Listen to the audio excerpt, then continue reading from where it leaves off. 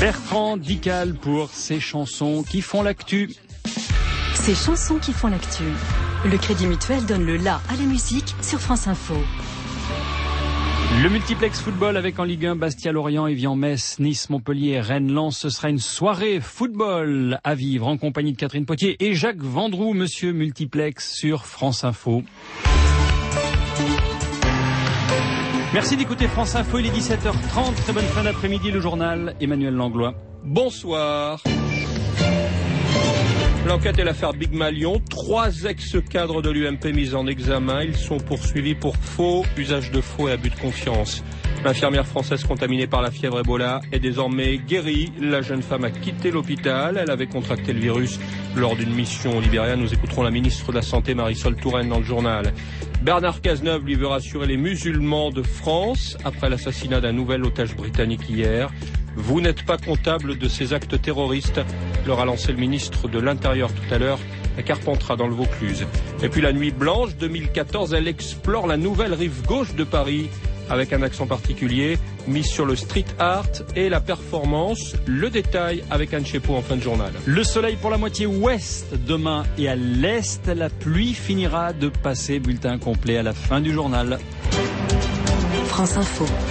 Et donc 3 nouvelles mises en examen à la mi-journée dans l'affaire Big Malion. Sont les suites de cette affaire, un système présumé de fausses factures durant la campagne présidentielle de Nicolas Sarkozy en 2012.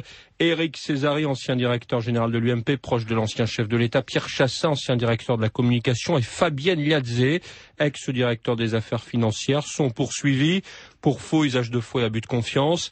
Des mises en examen qui interviennent après 2 jours de garde à vue et un passage devant les magistrats du pôle financier de Paris.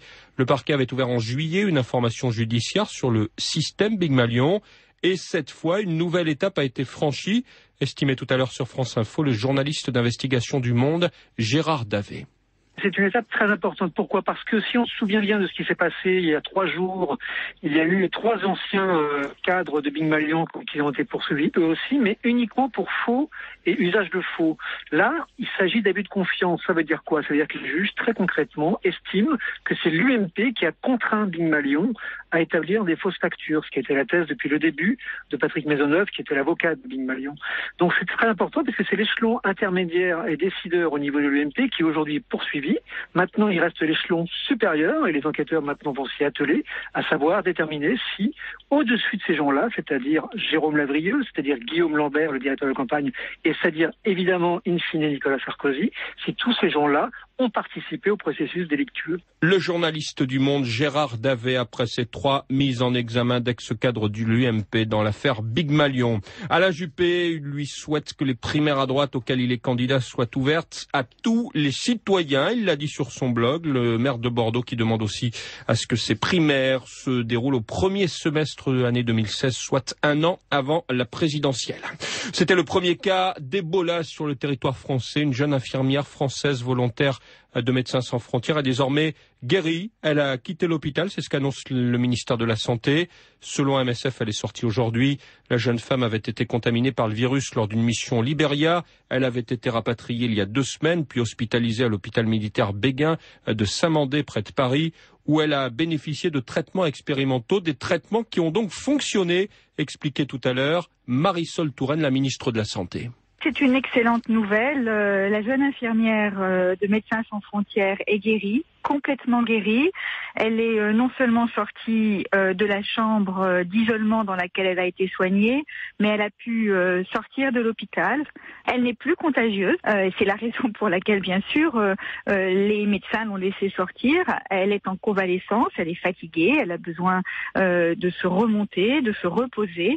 Et je veux lui adresser mes vœux de bonne convalescence, ainsi qu'à ses proches, parce que j'imagine leur bonheur, leur joie de se retrouver ensemble après l'épreuve qu'ils ont traversée au cours des dernières semaines. Alors bien sûr, cette jeune infirmière va être suivie de façon extrêmement régulière pendant tout le temps de sa convalescence, qui va durer environ 1 mois.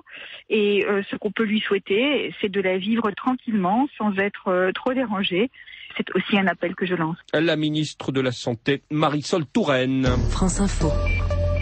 Bernard Cazeneuve dans le Vaucluse. Le ministre de l'Intérieur était ce matin à la mosquée de Carpentras. Il s'est exprimé devant les responsables et fidèles et des représentants des cultes catholiques et juifs ainsi que des autorités civiles, alors que près de 4000 fidèles étaient réunis pour l'Aïd al-Adha, une des deux plus grandes fêtes de l'islam.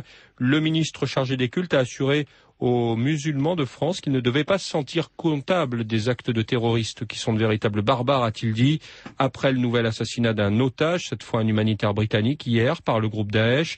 Le ministre assure avoir donné des instructions très claires à tous les préfets pour qu'une plainte soit déposée à chaque fois qu'une insulte, qu'une attaque est proférée à l'encontre d'un lieu de culte, une réponse aux inquiétudes des musulmans, d'après le président de l'Observatoire des actes islamophobes au sein du Conseil français du culte musulman, Abdallah Zekri. Ceux qui font ça portent atteinte à l'islam. Ce ne sont pas des musulmans, ce sont des terroristes, des assassins, des criminels. Mais malheureusement, ils portent plus atteinte aux musulmans qu'à d'autres personnes. On met sous silence les 98% de musulmans assassinés par Daesh. On parle uniquement des Européens qui ont été assassinés, mais 98%. Dernièrement, la semaine dernière, il y a eu plus de 20 000 musulmans qui ont été égorgés, pas tués par balle par Daesh. On n'en parle pas. Ça passe sous silence. Alors je veux bien qu'on parle d'un Anglais, d'un Français, d'un Américain, mais ce sont des êtres humains et qu'il faudrait également dénoncer leur assassinat. Et c'est là où la communauté musulmane ne le comprend pas. Maintenant, il est vrai, il y a une situation très difficile. Il faut se battre ensemble contre tout extrémisme, qu'il soit de gauche, de droite, etc., pour que le vivre ensemble ait une réalité. Abdallah Zekri, le président de l'Observatoire des actes islamophobes au sein du Conseil français du culte musulman, avec Jean-Michel Leray de France Bleu Vaucluse. Dans l'Isère, l'adolescente de 15 ans suspectée d'avoir fugué de son domicile de Villefontaine pour faire le djihad en Syrie reste introuvable. 4 jours après sa disparition, sa famille se dit abasourdie. L'ouverture du mondial de l'automobile, on en parle sur France Info. Une centaine de salariés de Ford Blanquefort près de Bordeaux ont manifesté aujourd'hui devant le salon. Ils craignent des licenciements sur place. Ils étaient montés en autocar depuis l'Aquitaine. Quelques échauffourées ont éclaté avec les CRS lors de leur entrée au mondial. La 13e édition de la Nuit Blanche ce soir à Paris. 150 propositions artistiques autour de l'art contemporain.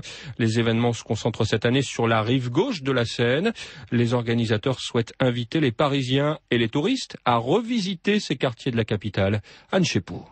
C'est un itinéraire de grande randonnée artistique, un GRA à l'image des sentiers empruntés par les marcheurs que propose la Nuit Blanche 2014. Carte en main, en suivant au sol une ligne bleue, le public pourra créer son parcours entre les 6 points de vue proposés dans 6 quartiers de Paris, l'Hôtel de Ville, le Panthéon, le Parc Montsouris, Montparnasse, la gare d'Austerlitz et la petite ceinture du 15e arrondissement. Au programme des performances, des installations, des sculptures et du street art, José Manuel Gonçalves, directeur artistique de la Nuit Blanche 2014.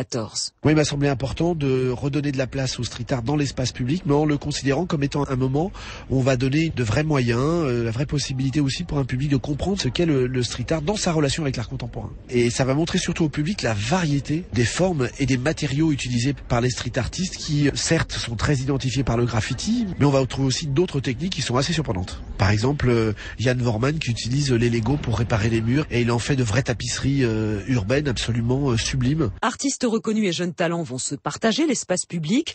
Parmi les performances à ne pas manquer, le grand bal populaire organisé dans un parc du 15e arrondissement par le pionnier de la musique techno, l'américain Jeff Mills. Anne Chepot sur France Info, il est 17h38 Bernard. C'était le journal d'Emmanuel Langlois.